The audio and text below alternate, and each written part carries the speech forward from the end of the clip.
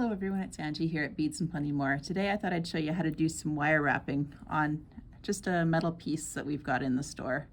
So this is just a little almost teardrop or triangle piece, and I've got 24 gauge wire here, and I've cut roughly 10 inches of wire, and we're going to do some wrapping sort of like what I've got on these other two pieces here. I'm going to finish my necklace off, so I'm going to add a few beads and create some little wire wraps, loops at the end. So I've got my wire here, and I'm going to create a little spiral to start off with. So I'm taking my round nose pliers, creating a loop, and then I'm going to take a little bit past, and then I usually switch over to the needle nose pliers at this point, because if you use the round nose pliers to do this part, you can end up putting some marks on the wire, and you're less likely to do that with the needle nose pliers. So there's two wraps around, and then we'll get started actually putting it onto the wire, or onto the triangle piece. So I'm just gonna secure my top here.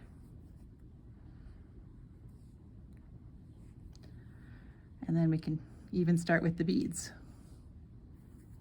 So if I take a bead, slip it on,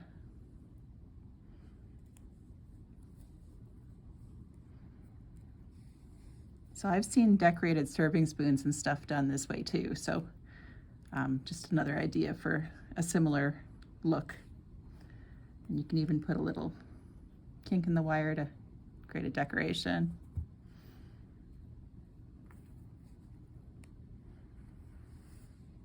And we'll grab one more bead.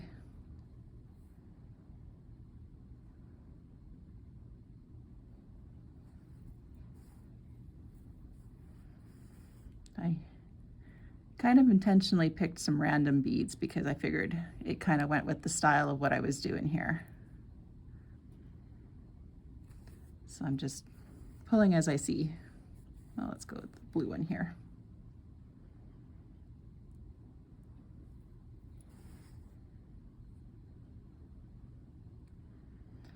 And then to finish it off, now if you happen to have anything that's not wrapped real tight, I was pulling a little bit as I was wrapping, but I can come in and I can just create, whoops, a little bend in the wire, and it'll just tighten everything up.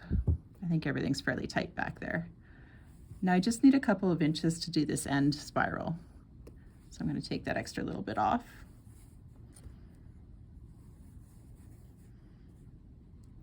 And then we're going to do that same spiral .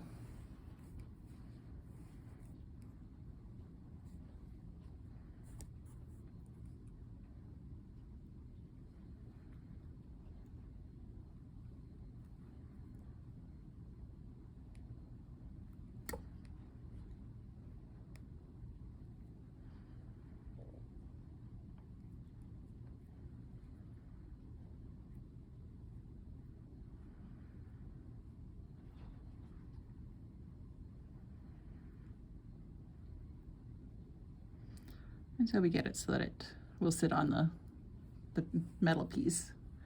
And one thing I did with mine is I glued them down.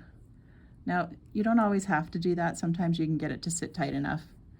But with this one, I found that I did need to add just that little bit of glue. So this is E6000 glue that I'm using.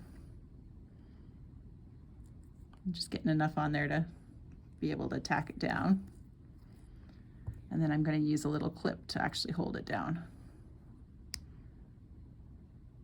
So we'll just hold that down until it dries. But in the meantime, I can still work with it. So I've cut 16 inches of 2mm leather here.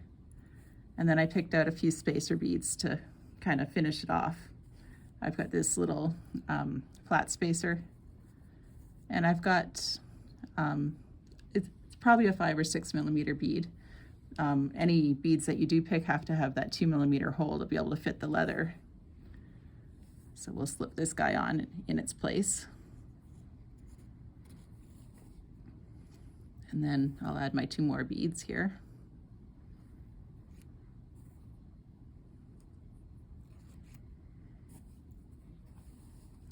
And then I picked out a clasp. One thing you want to consider when you've got A necklace that has a very definite front and a back is which hand are you going to do the clasp up with. So if you're right-handed, you probably want to put it so that the clasp is on the right-hand side. If you're left-handed, do it the other way. This is where you can start to customize the necklace to your own needs and wants. But these are just a fold over end. So you fold the one side and then the other side. And same deal on this other side.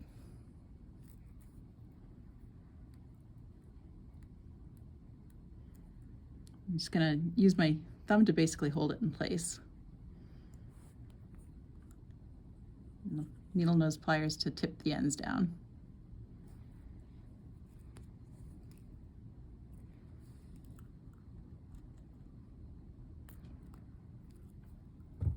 So of course, once that glue dries on that last one, it'll sit better. And one thing you can do is if you're finding that the beads are sliding around on the necklace and stuff, you can take some of the E6000 glue, put some glue onto your cording, and then just slide the bead over it, and it will keep that bead kind of in place. I'm not going to do that until I'm sure I've got the center of the necklace. But that's necklace complete. Hope you enjoyed that. Have a good day.